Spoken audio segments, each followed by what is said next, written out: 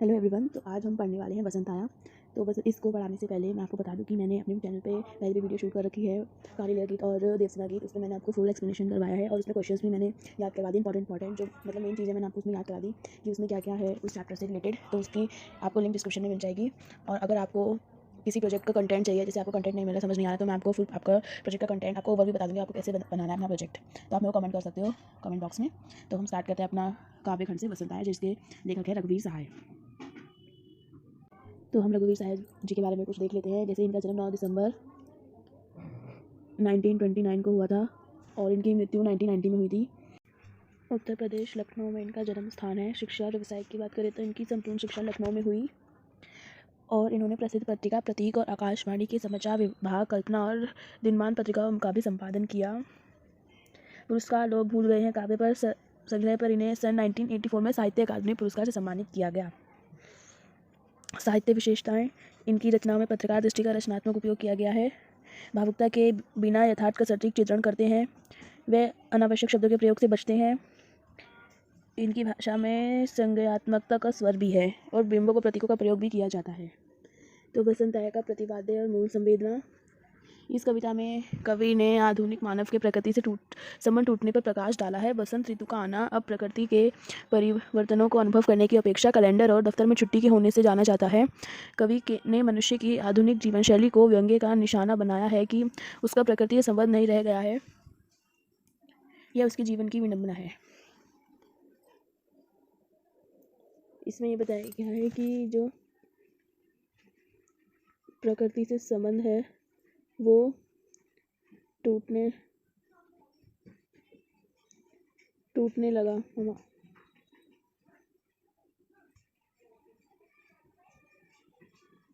इसमें ये बताया गया है कि तो कविता में ये कहा गया कि आज जो मनुष्य का प्रकृति से रिश्ता टूट गया है। वसंत ऋतु का अपना अनुभव के बजाय कैलेंडर से पता चलता है कि इतना परिवर्तन हो गया आजकल मनुष्य के जीवन में कि उसे पता ही नहीं चलता कि कब क्या होने लगा। पत्तों से झड़ते पेड़, कपड़ों से फूटते हुए हवा बनती है, आँख के जंदे लहकने लगे, कोमल कोमल भ्रमर अपनी मस्ती में झूमते हैं। इन पर हमारी निगाह नहीं जाती, अब हम कुछ भी देख ही नहीं पाते, हम प्रकृति को अनुभव ही नहीं कर पाते। इस कविता में हमारे जीवन की विडंबना छुपी हुई है। इस प्रकृति को से अंतरांग को व्यक्त करने के लिए कवि ने देश शब्दों और क्रियाओं का भरपूर प्रयोग किया है। अशोक मदन महीना, पंचमी, नंदन वन जैसे परंपरा से रचे बसे जीवन अनुभवों की आशा ने इस कविता को आधुनिकता के सामने एक चुनौती की तरह खड़ा कर दिया है। कविता में बिंबों और प्रतीकों का भी सुंदर प्रयोग हुआ है। अब हम अपनी कविता पढ़ते हैं, उसको समझते हैं उनमें क्या लिखा है। वसंत आया, जैसे बहनदा कहती है ऐसे किसी बगल के किसी तरु अशोक पर कोई चिड़िया कूकी, चलती सड़क के किनारे लाल बजरी पर चुरमुराए पाँव तले ऊंचे तरुवर से गिरे बड़े बड़े पिराए पत्ते। कोई 6 बजे सुबह जैसे गर्म पानी से नहाए हों, खिली हुई हवा आई, फिरकी सी आई चली गई। ऐसे फुटपाथ पर चलते चलते कल मैंने जाने की वसंत आया। तो इसमें कवि को वसंत का आना कैलेंडर से ज्ञात होता है। कवि को पता चलता है कि वसंत जो है वो कैलेंडर से देखते हैं तो पता चलता है कि वसंत आ गया। प्रकृति का सौंदर्य अब उसे आकर्षित नहीं करता। प्रकृति की उपेक्षा पर कवि व्यंग्य करते हुए कहते हैं कि वसंत के आने का पता उन्हें कैलेंडर से चल गया।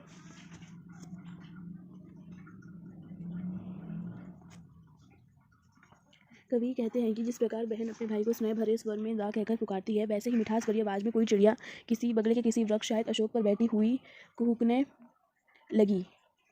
चहल पहल भरी सड़कों के किनारे बिछी लाल बजरी पर ऊंचे घने पेड़ों से गिरे हुए बड़े बड़े पीले पत्ते चरमर की ध्वनि करते पाँव के नीचे आ गए। सुबह के लगभग 6 बजे गर्म पानी से नहाकर आई हुई सी खिली खिली हवा गोल गोल घूमने लगी, फिरकी सी आई जैसे चली गई। इस तरह सड़क के फुटपाथ पर चलते चलते ही कल मैंने जाने की पसंद आ गया है। शब्दार्थ देख लेते हैं। कूकना, चिड़िया की स्वाभाविक आवाज़, चिड़िया कूकती है। तरुवर मतलब होता है छायादार वृक्ष। फिरकी मतलब लकड़ी का खिलौना जो जमीन पर गोल गोल घूमता है, जो फिरकता है ना।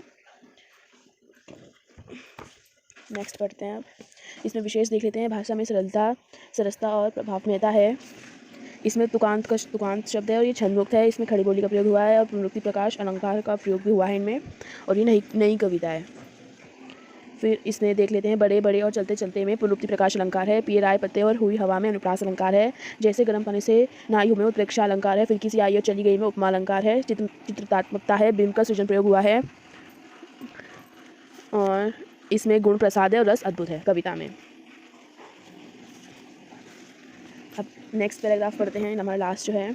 और ये कैलेंडर से मालूम था, अमुक दिन अमुक बार मदन महीने की होवेगी पंचमी, दफ्तर में छठी थी यह था प्रमाण। और कविताएं पढ़ने रहने से यह पता था, इसमें क्या पता चला कि उन्हें कविता पढ़ने से पता चलता था, सब चीज़ के बारे में उन्हें मालूम होता था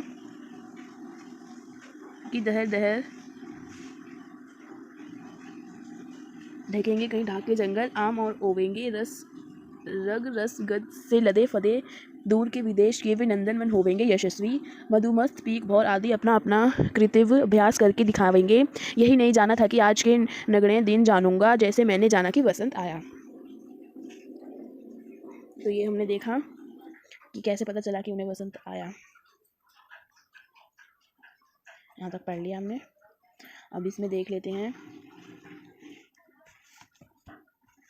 इन पंक्तियों में कवि यह भाव प्रकट करते हैं कि जब वसंत ऋतु का आना अनुभव के द्वारा नहीं बल्कि कैलेंडर से जाना जाता है। मनुष्य आधुनिक नगरीय सभ्यता में रचा बसा इतना निरपेक्ष हो गया है कि प्रकृति आया परिवर्तन वसंत का स्वभाव उल्लास करके अंतर्मन को प्रभावित ही नहीं कर पाता। ये सब बातें उसके लिए किताबी ज्ञान होकर रह गई हैं। वह बिल्कुल भी अनुभव ही नहीं कर पाता कि मतलब आजकल लोग इतने बिजी हो गए कि उन्हें पता ही नहीं चलता कि कब क्या हुआ, कब कौन सा मौसम आ रहा है, उन्हें कैलेंडर से ही पता चलता है। तो कभी इसमें कहते हैं कि मुझे कैलेंडर से इस बात की जानकारी हुई थी कि अमुक दिन अमुक वार को कामदेव के महीने अर्थात वसंत की पंचमी तिथि होगी। इस बात का प्रमाण यह था कि उस दिन हमारे ऑफिस में छुट्टी थी, तो उन्हें छुट्टी से मालूम हुआ कि वसंत आ गया, क्योंकि उनके उसमें छुट्टी पड़ी थी। तात्पर्य यह है कि आधुनिक जीवन शैली में वसंत की केवल सूचना मिल जाती है, उसका वास्तविक अनुभव नहीं हो पाता। बस हमें कैलेंडर से और सूचना से पता चलता है कि वसंत आ गया, हम उसको वास्तव में अनुभव ही नहीं कर पाते हैं, जो कि बहुत ही गलत बात है। कवि आगे कहते हैं कि कविता पढ़ते रहने से मुझे यह पता चला कि वसंत के आने पर कहीं पलाश के जंगल धधक धड़कर जल उठे होंगे।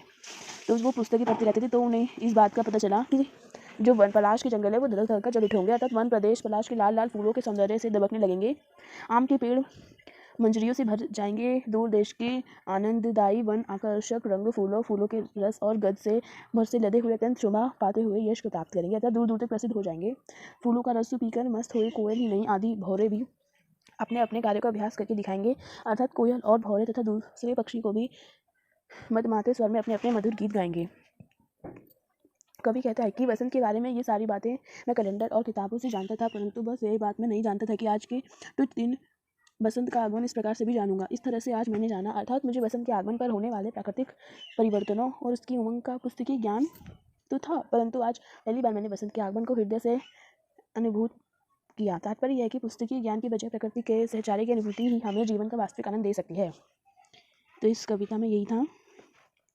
कवि अपना भाव प्रकट करते हैं कि अब वसंत ऋतु का आना अनुभव के द्वारा नहीं बल्कि कैलेंडर से जाना जाता है। मनुष्य आधुनिक नगरीय सभ्यता में रचा बसा इतना निरपेक्ष हो गया है कि प्रकृति में आया परिवर्तन वसंत का स्वाभाविक उल्लास उसके अंतर्मन को प्रभावित ही नहीं कर पाता। ये सब उसकी बातें किताबी ज्ञान होकर रह गई है। अब इसमें विशेष यह है कि इन पंक्तियों में कवि ने आधुनिक जीवन शैली की कृत्रिमता को प्रकट करते हुए कहा है कि प्रकृति से संबंध जोड़े बिना हम जीवन रस की वास्तविक अनुभूति नहीं कर सकते। इसमें देहर देहर देखेंगे अनुप्रास अलंकार है, अत्यंत आकर्षक व भावपूर्ण बिंब की रचना हुई है। अपना अपना में प्रवृत्ति प्रकाश अलंकार है, देशा शब्द का भी प्रयोग हुआ है, इसमें प्रसाद गुण है और मानवीकरण अलंकार का प्रयोग हुआ है। रस इसमें अद्भुत है। तो इस कविता में यही था, ये कविता पूरी हो गई है। आई होप आपको ये एक्सप्लेनेशन पसंद आया होगा। Like share subscribe my channel for more videos. Keep learning.